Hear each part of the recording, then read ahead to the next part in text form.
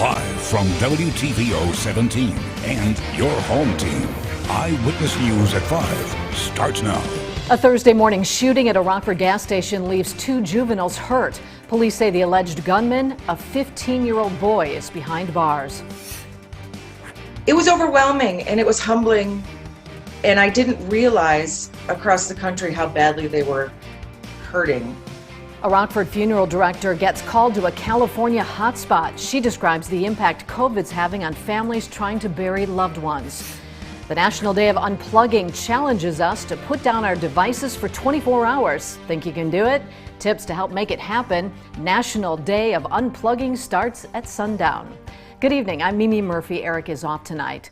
A Rockford teen is behind bars after police say he shot 2 juveniles at a gas station. It happened around 1 a.m. yesterday at a Fast Mart on South Bell School Road. Police were called to the scene after reports someone had been shot but didn't find anyone hurt. A while later, a girl and a boy were dropped off at a hospital with gunshot wounds. Both are doing okay. Investigators determined a white Toyota Corolla was involved and later found the vehicle on Clark Drive. 6 people were detained. A handgun was recovered. A 15-year-old boy is charged with 2 counts of aggravated battery with a firearm. The man accused of killing a Machesney Park senior citizen appears in a virtual courtroom. Shane Bauma pleaded not guilty yesterday, weeks after being charged in the death of 72-year-old Ellen Marsh. January 30th, police say Bauma broke into Marsh's Old Harlem Road home and strangled her. He then allegedly stole some of her belongings and her car. The next day, officers pinged Bauma's phone and arrested him on separate charges. They later discovered Marsh's body. Bauma is due back in court April 23rd. Those looking to break into a career on the front line have another option. The Rockford Fire Department is hiring new recruits. A local firefighter tells Ari Bruckman what it's like to be a first responder and what candidates can expect when applying for the job. Ari? Mimi, if your childhood dream was to become a firefighter, you're in luck. The Rockford Fire Department only accepts recruits every 2 years, and they're looking to add members to the team right now. I was like, I don't know, and I woke up and did it. D'Angelo Bell is a Rockford firefighter. At 33 years old, he was one of the older recruits when he applied. The cutoff is 35. Bell says if you're serious about making this a career, start preparing now. I feel like studying and getting into books is the best way to go about it. And yeah, obviously the physical aspect, you just can't roll out of bed and do this. The training lasts 14 weeks. The process starts out with the application. After the application, it's a written test. After that written test, it's a physical test. And, those people that pass the written and physical, they get an oral interview, and after the oral interview, we comprise a list. Bo Cheney is the recruiter for the Rockford Fire Department. He says being a firefighter is more than just fighting fires. We do EMS. We have a dive team where they specialize in diving and rescues. We have a technical rescue team that specializes in saving people from tornadoes. So it's other things within the fire service that nobody has any clue about, and I use that to try to recruit people. No matter the challenges you may face during the first few weeks, Bell says it's all worth it. Best choice I ever made. Best choice I made for me, best choice I made for my family. You know, and now I can retire here. I'll keep going.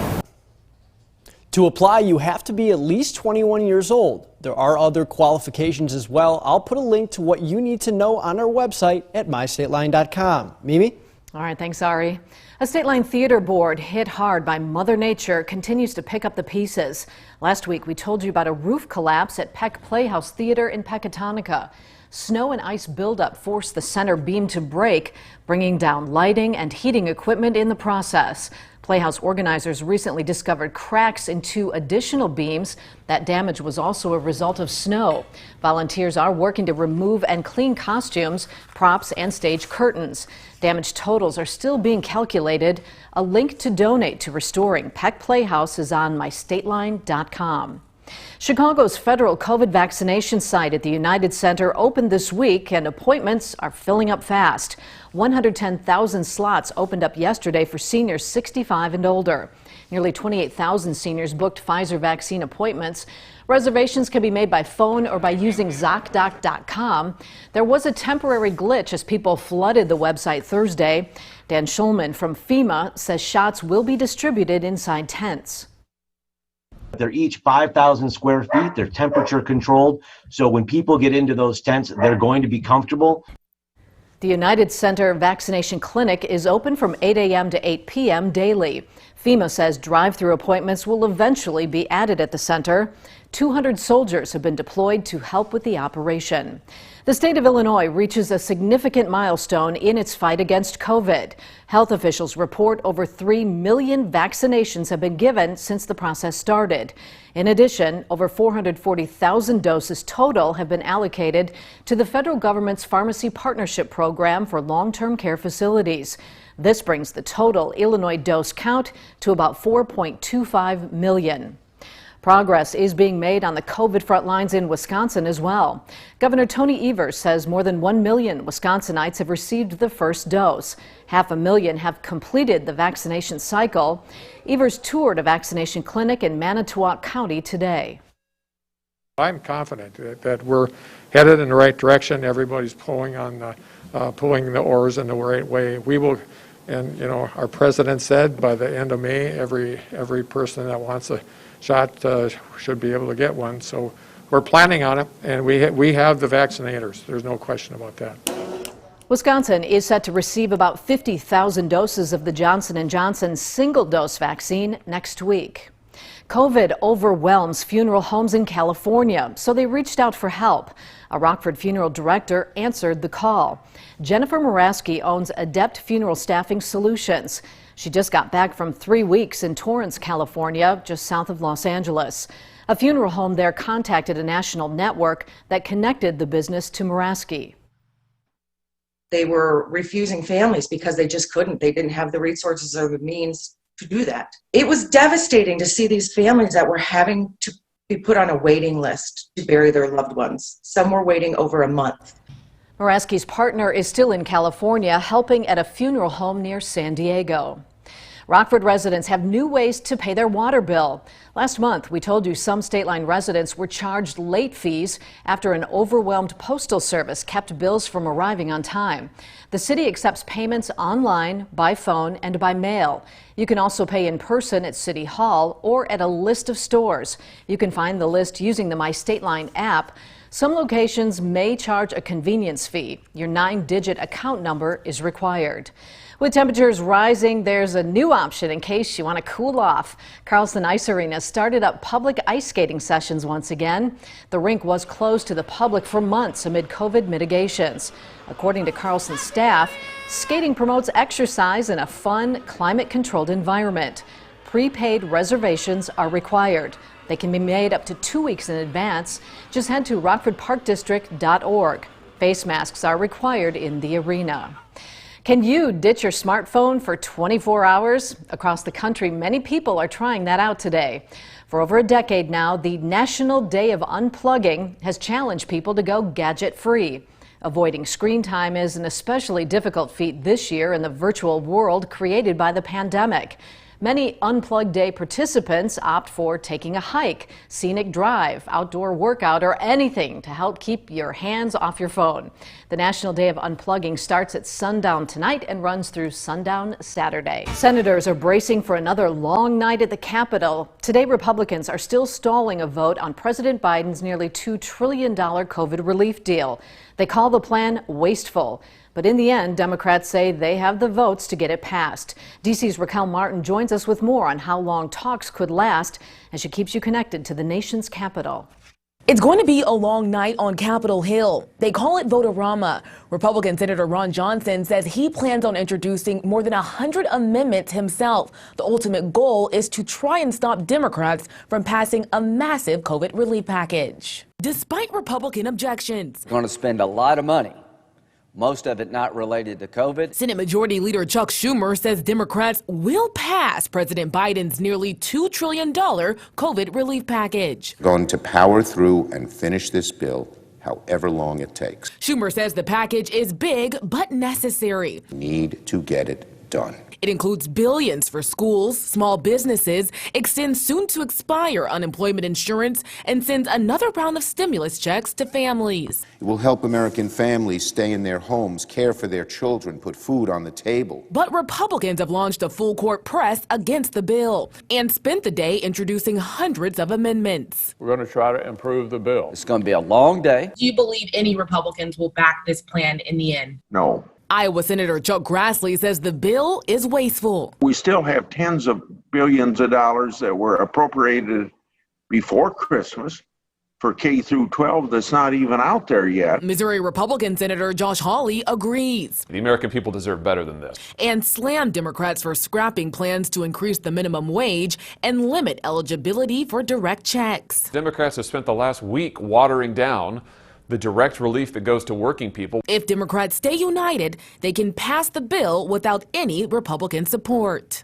Once the plan passes the Senate, it then heads back to the House for another vote. Today, White House Press Secretary Jen Psaki said she's still optimistic that despite the changes made in the Senate, the plan will pass the House once again.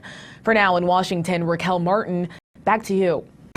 Now your first warned weather forecast with meteorologist Kevin Doon. Let's kick things off with a live look over the Rock River in downtown Rockford. This is using a Mercy L SkyTrack, where we've seen a few more clouds roll in just over the past couple of hours after a very sunny day here in the state line. That sunshine earlier did help us warm back into the 40s today. We're still at 42 degrees here in Rockford. Much of the area did stay in the 30s. Now most of the area is back down into the 30s. 39 currently in Rochelle, 37 in DeKalb, 37 as well up in Janesville. You can see a little bit more cloud cover even showing up in areas out to our west. A little bit of a breeze is also making things feel a little bit colder than what the thermometer is reading. We have wind chills down as low as the lower 30s. Feel as though we're 38 here in Rockford, 31 for a current wind chill up in Monroe. Now that added cloud cover is thanks to sort of a stray disturbance situated out to our west. So these clouds have been moving in very quickly here just over the past couple of hours. You can see some precipitation signatures showing up in parts of eastern Iowa. Most of that is actually precipitation that's evaporating before it manages to make its way into the ground. But for the most part, this system of high pressure here is keeping much of the region nice and clear, as it has been for the past several days here. In fact, if we take a look at some water vapor imagery, you can see all the dry air being forced southward from that system that is centered up to the north a little bit. It's also having to keep this system away and is pushing it a little bit further eastward as opposed to what would normally be northeastward, and will likely bring us a little bit more cloud cover thanks to that high pressure system. Most of our area, I should say most of the region, is staying mostly clear for the time being. Now if we take a look ahead with our futurecast, partly cloudy conditions are going to hang around through the rest of the evening and through the overnight tonight, even into early tomorrow morning. But through the morning and into the afternoon, most of that cloud cover is going to burn off. Then we're just looking at another mostly sunny day here for our Saturday tomorrow. The same situation as what we saw today as we head into the latter part of the evening. Tomorrow we're going to see a few more clouds build and last through the overnight, and this time most of those clouds are going to stick around actually through our Sunday. So we'll see a few more clouds for our Sunday. Still going to see plenty of sunshine though to wrap up the weekend, and conditions will remain dry, but they won't remain dry forever. Let's continue severe weather preparedness week with some flood safety. So of course it is now meteorological spring. That means that the rainy season is just ahead, and floods are pretty common here in this part of the country. Just want to remind everyone, if you do encounter flood waters, turn around, don't drown, never attempt to walk or drive through flood waters. Fun fact, it takes only 6 inches of water to sweep you off your feet, only 12 inches of water to actually carry your car away if it's moving fast enough. And when a flood does threaten your immediate area, always move to higher ground. We always experience at least a little bit of flooding likely across much of our area during the rainy season, especially with all the rivers and creeks that we have here in the state line. Now tonight, temperatures will be dropping down into the lower 20s, clouds slowly building through the overnight tonight. And then tomorrow, a lot of those clouds clearing out. Another mostly sunny day here in the state line, temperatures back in the lower to mid 40s, and then we'll see 50s return to the state line for Sunday. A little bit more cloud cover, conditions still going to remain dry, warming up into the upper 50s for Monday. Tuesday and Wednesday, we could see lower 60s for the first time in the season, but we also see our next chance for rain. Wednesday night into Thursday, we could possibly see our first few thunderstorms of the season as well.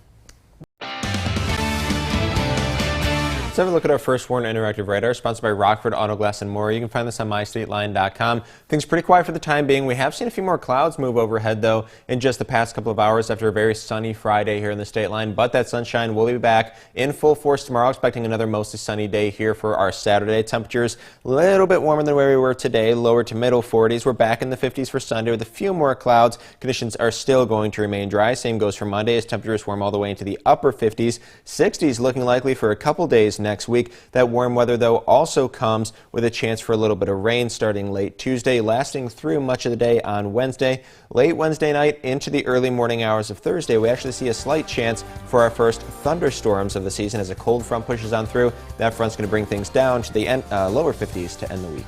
What a nice looking forecast. All right, thanks, Kevin. And thanks for watching. We'll see you again at 6.